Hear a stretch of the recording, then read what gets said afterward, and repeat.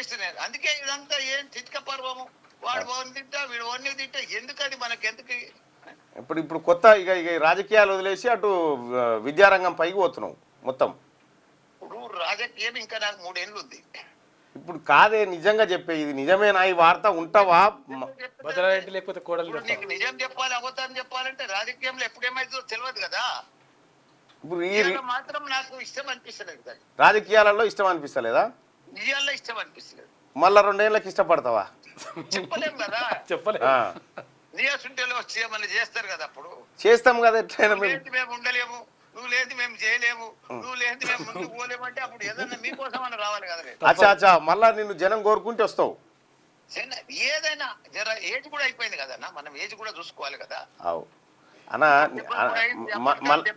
మల్లారెడ్డి అన్న, నా sincere suggestion ఏంటంటే నువ్వు విద్యారంగంలో మంచి సక్సెస్ఫుల్ మనిషివి. రాజకీయాలలో కూడా తిడుతుంటాడు, రోజు 20 మంది తిడతారే నన్ను.